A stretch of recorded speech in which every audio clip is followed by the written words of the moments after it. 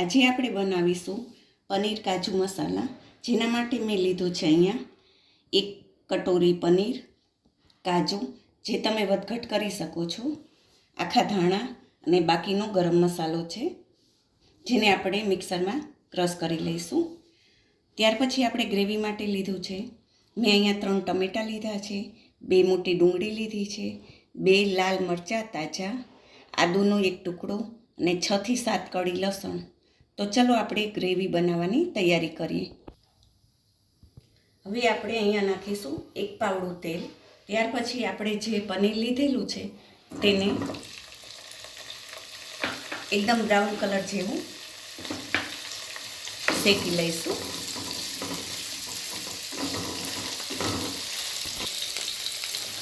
અને સાથે કાજુ પણ નાખી દઈશું, જેથી આ બંને સારી રીતે બ્રાઉન કલરના થઈ જાય.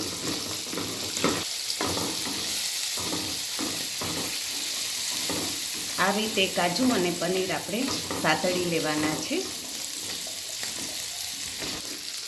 આપણા કાજુ અને પનીર શેકાઈ ગયા છે, જેને એક વાસણમાં આપણે કાઢી લઈશું.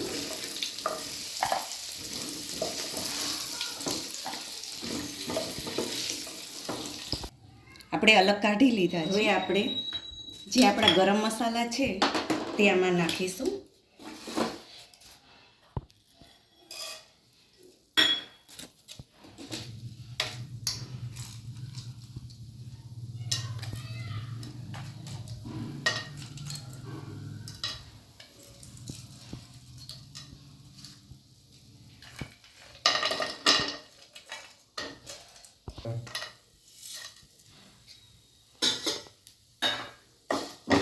આ ધીમે તાપે આપણે શેકી નાખીશું.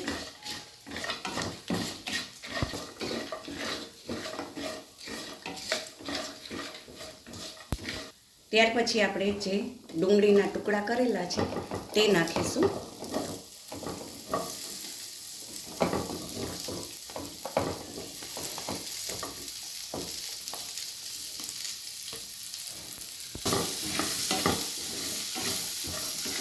એને આવી રીતે 2 થી 3 મિનિટ સાતળવાનું છે.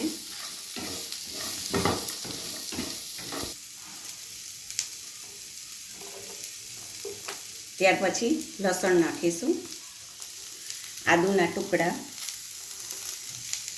લાલ મરચાં અને જે આપણે ટમેટાં ટુકડા કરેલા છે તે નાખીશું. આ બધી વસ્તુ આપણે સાતળી લેશું.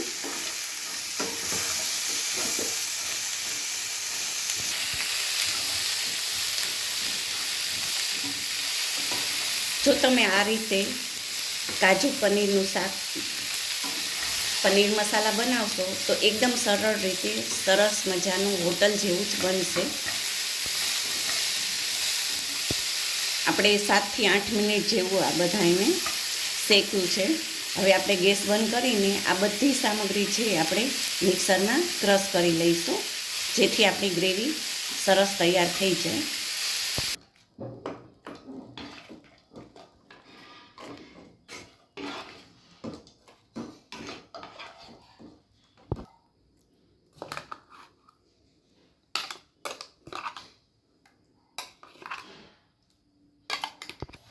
જે કઢાઈમાં આપણે ડુંગળી ટમેટાં એ બધું શેકેલું એની અંદર જ આપણે વઘાર કરીશું. અહીંયા 2 પાવડા મેં તેલ નાખેલું છે. તેલ ગરમ થાય ત્યાર પછી આપણે થોડી હિંગ નાખીશું. હવે જે આપણે ડુંગળી ટમેટાં મરચાં એ બધાની ગ્રેવી કરેલી છે તે નાખીશું.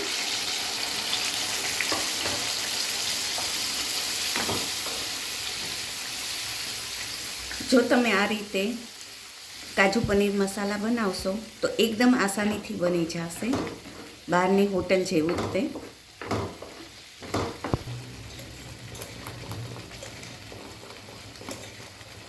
આપણે આની અંદર નાખીશું સ્વાદ પ્રમાણે મીઠું, થોડી હળદર,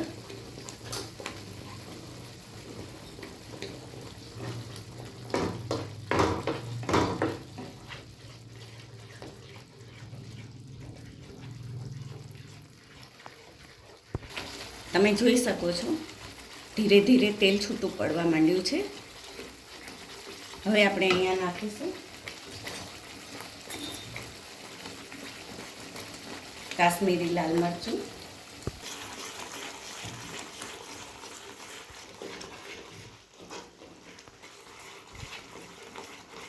મિક્સરમાં ક્રશ કરીને આપણે થોડું પાણી નાખી દઈશું.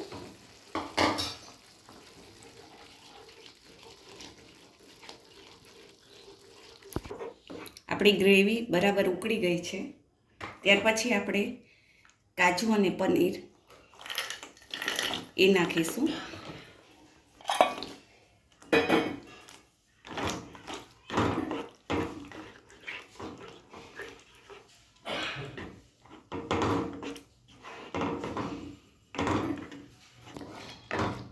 સરસ રીતે આ બધી વસ્તુ મિક્સ થઈ ગઈ છે.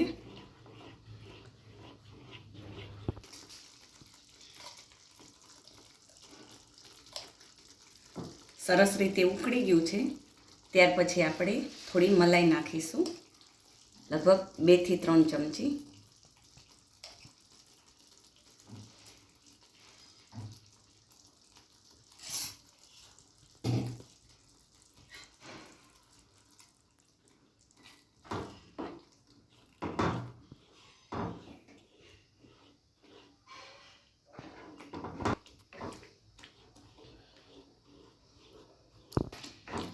છે ને હોટેલ જેવું કાજુ પનીર મસાલા.